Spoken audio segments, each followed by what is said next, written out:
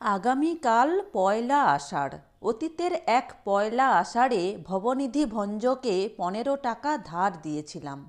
আগামীকাল তার রজত জয়ন্তী। সেই 25 বছর আগে আমি ছিলাম এক বড় অফিসের ছোট কেরানি। পাড়ার ছেলে ভবনিধি এমন ভক্তি ভরে আমাকে দাদা বলতো, যেন সে আমার 7 জন্মের ছোট ভাই। ভবনিধি যখন মাত্র 7 দিনের জন্য 15টি টাকা ধার চাইল, তখন আমি না দিলে সে পাছে অন্য কারোর কাছ থেকে নিয়ে ফেলে, সেই ভয়ে আমি অন্যের কাছ থেকে ধার নিয়ে তাকে 15 টাকা দিলাম। তারপর 7 দিন গেল, পুরো আষাঢ় মাসটা গেল। মাসের পর মাস যেতে লাগলো, কিন্তু ভবনিধি যেন টাকার কথাটা একেবারে ভুলে গেছে। 15 টাকা তখন আমার কাছে 150 টাকার সমান।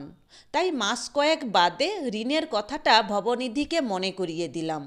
লজ্জায় কাঁদো কাঁদো হয়ে সে তার শূন্য পকেট বেকার জীবনের এমন মর্মবিদারক বর্ণনা দিল যে আমি নিজের হৃদয়হীনতার কথা ভেবে লজ্জিত হলাম।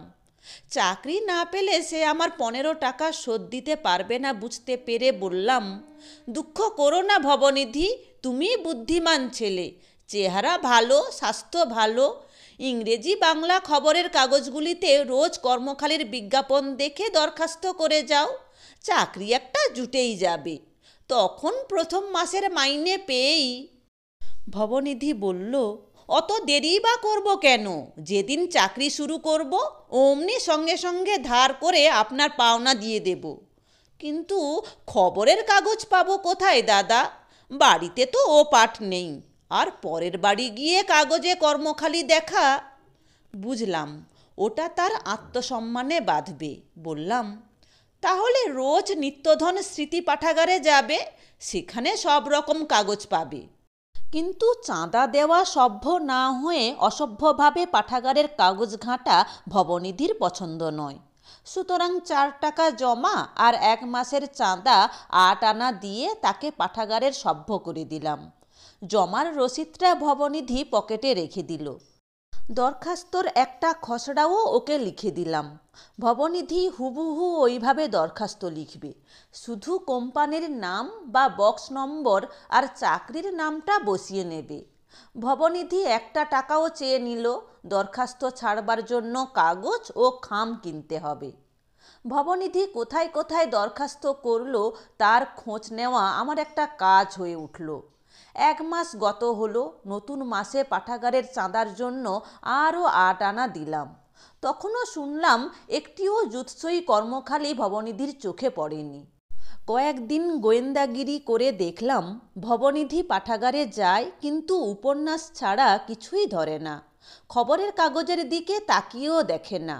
শেষকালে একদিন বললাম, ভবনিধি, যে জন্য তোমাকে পাঠাগারের সভ্য করে দিয়েছিলাম তা তুমি করনি, তাহলে আর অনর্থক তোমায় সভ্য রেখে লাভ কি?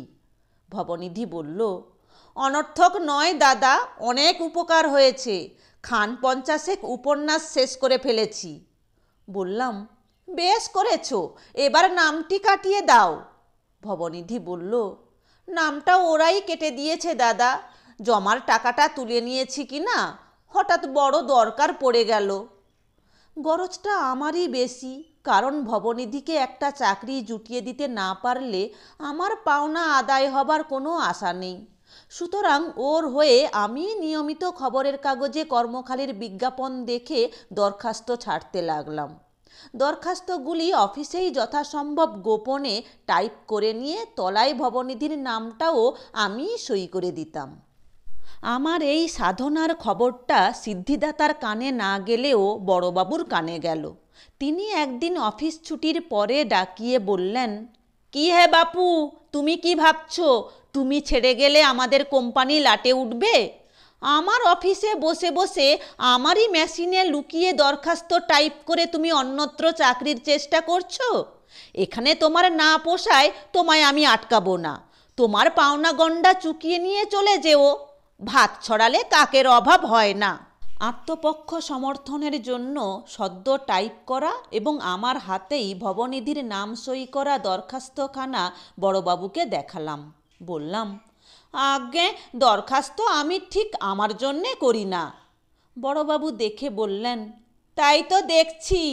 তা এই ভবনিধি ভঞ্জটি কে, যার জন্যে তোমার এত মাথা ব্যথা? এই অফিসেই চাকরিরত বড়বাবুর শালার কথা মনে করে ফস করে বলে ফেললাম, আজ্ঞে আমার শালা। বড়বাবু বললেন, তাই বলো, বয়স 25 লিখেছ, দেখতে শুনতে কেমন, আর বেশ চটপটে চালাক চতুর তো? তাহলে সাহেবকে বলে কয়ে, অর্থাৎ সাহেবকে বলে কয়ে নিজের শালার যেমন একটা হিল্লে করে দিয়েছিলেন, ভবনিধির জন্যেও তিনি তেমনি করবেন। বললাম, যেমন চেহারা তেমনি স্বাস্থ্য, তেমনি চালাক চতুর চটপটে, দেখলে আপনার নিশ্চয়ই পছন্দ হবে বড়বাবু। বড়বাবু বললেন, তাহলে কাল সকালেই আমার বাড়িতে পাঠিয়ে দিও। পরদিনই ভোরবেলা অনেক সাধ্য সাধনা করে ভবনিধিকে বড়বাবুর বাড়িতে নিয়ে গেলাম। প্রথম দর্শনেই বড়বাবুর চোখে মুখে যে সুধাহাস্য জ্যোতি ফুটে উঠল, তাতে আশা হলো ভবনিধি শিগগিরই ঋণমুক্ত হতে পারবে। আমাকে বৈঠকখানায় রেখে বড়বাবু ভবনিধিকে অন্দরমহলে নিয়ে গেলেন। ফিরে এসে বললেন, আচ্ছা তুমি এখন এসো। গিন্নি বললেন ভব এবেলা এখানেই খেয়ে যাবে। মুটুরানি আজ চিংড়ি মাছের মালাইকারি রাঁধবে কি না? কিন্তু ভব যে বলছে সে তোমার শালা নয়। ঠিকই বলেছে বড়বাবু। আমি হঠাৎ ঘাবড়ে গিয়ে ফস করে। বড়বাবু তাঁর স্বভাব অসিদ্ধ স্নিগ্ধ হাসি হেসে অভয়দানের সুরে বললেন, তাতে কিছু যাবে আসবে না। মনে হলো ভবনিধি আমার শালা নয় জেনে তিনি বরং খুশি হয়েছেন। তারপর কি হলো আপনারা ঠিকই আন্দাজ করেছেন। ওই অফিসেই ভবনিধি এখন ভালো মাইনে পায়, উপরি আয়ও বেশ ভালো। কিন্তু তার 25 বছর আগেকার ঋণ আজ অশোধিতই রয়ে গেছে। আগামীকাল পয়লা আষাঢ়, তারই রজত জয়ন্তী। সবাই ভালো থাকবে, সুস্থ থাকবে। গল্পটি ভালো লাগলে লাইক, কমেন্ট এবং শেয়ার করো। এরকম আরও ভালো ভালো গল্প শুনতে হলে চ্যানেলটি সাবস্ক্রাইব করে পাশে থাকা বেল আইকনটি প্রেস করো। ধন্যবাদ।